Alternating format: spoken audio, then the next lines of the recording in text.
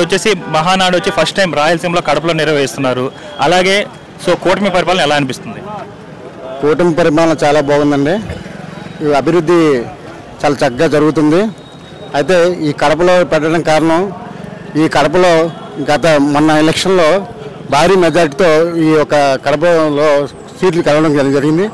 దాన్ని ఉద్దేశించుకొని మా నారా లోకేష్ మా యువ నాయకుడు చొరవ తీసుకొని కడపలో మన సత్తా చాటింది కనుక భవిష్యత్తులో కూడా కడపలో తిరుగులేని మెజార్టీతో మళ్ళీ ప్రభుత్వం రావడం ఖాయం.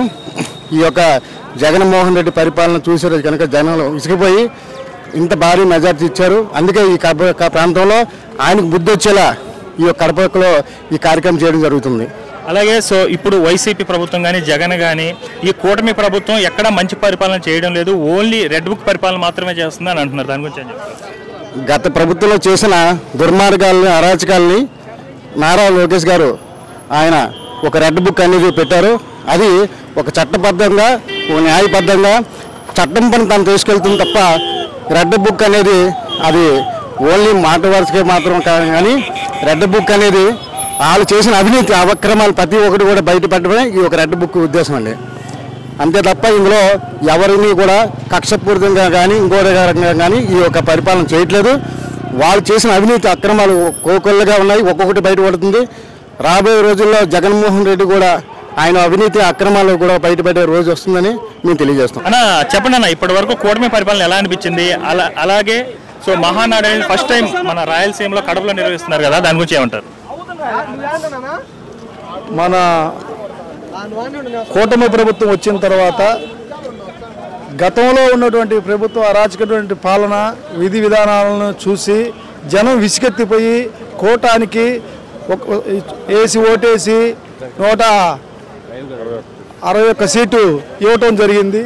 అయితే ఈ కూటమి ప్రభుత్వం వచ్చిన తర్వాత ఎన్నో సంక్షేమ పథకాలను చెప్పినటువంటి సూపర్ 6 పథకాలను, మహిళా శక్తిని, రైతు బంధం, మరి ఈ పథకాలన్నిటి కూడా ఇక్కడ మా అధినేత చంద్రబాబు నాయుడు గారు ఇవాళ ప్రవేశపెట్టనున్నారు. అదేవిధంగా రాయలసీమలో ఎప్పుడూ రానటువంటి విధంగా మెజార్టీ కూటమి ప్రభుత్వానికి వచ్చింది. ఆ యొక్క అరాచక పాలన వద్దు అనుకొని జనం విసిగెత్తిపోయి అభివృద్ధి ధ్యేయంగా అభివృద్ధి కావాలి అని చెప్పి ప్రజలు కోరుకున్నారు. అదేవిధంగా రాయలసీమ ప్రజలు కూడా కోరుకొని ఈ యొక్క పట్టం కట్టడం జరిగింది.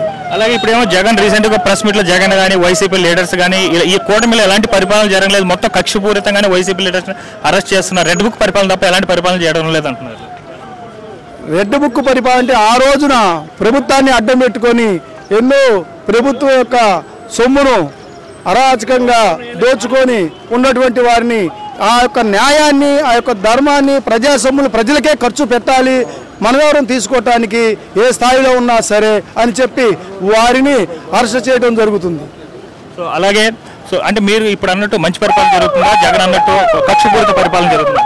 కక్షపూరితమైనటువంటి పరిపాలనే కనుక ఉంటే ఈ విధమైనటువంటి సాక్షులతో సహా ప్రతి విషయాన్ని సాక్ష్యంతో సహా ఫలానా ఇట్లా చేశాడు ఇతను, ఇదిగో ఫలానా దాంట్లో ఈ స్కామ్ చేశాడు అని చెప్పి నిరూపణతో సహా చూపిస్తూ ఉన్నారు. ప్రతి దానికి కూడా ఐడెంటిఫికేషన్ ఇదిగో ఫలానా పని చేశాడు అని చెప్పి సాక్ష్యాలతో సహా చేశారు. ఆ రోజు ఆ విధమైనటువంటి సాక్ష్యాలు ఏమి లేదు. ఓసీ మీద కూడా ఎస్సీ ఎస్టీ హరాస్మెంట్, ఎస్టీ మీద కూడా ఎస్సీ ఎస్టీ హరాస్మెంట్ కేసులు పెట్టి లోన్ వేయడం జరిగింది. సో అలాగే ఈ మధ్య జగన్ గారు సో మిమ్మల్ని ఎవరైతే ఇబ్బంది పెట్టారో వాళ్ళ కార్యకర్తలకు మీరు పేర్లు రాసుకోండి, ఏ బుక్లో కావాలంటే ఆ బుక్లో రాసుకొని తర్వాత మన వచ్చే ప్రభుత్వం తర్వాత వాళ్ళకి సినిమా చూపిస్తామంటున్నారు. దాని గురించి ఏమంటారు? అది ఇంక మనం చెప్పేదే కాదు, అది జరిగే పని కాని విషయాన్ని వాళ్ళు ఊహల్లో ఉన్నారు. అలాగే బాబు గారి పరిపాలన ఎలా ఈ వయసులో కూడా ఇలా కష్టపడుతున్నారు కదా, దాని గురించి ఏం చెప్తారు?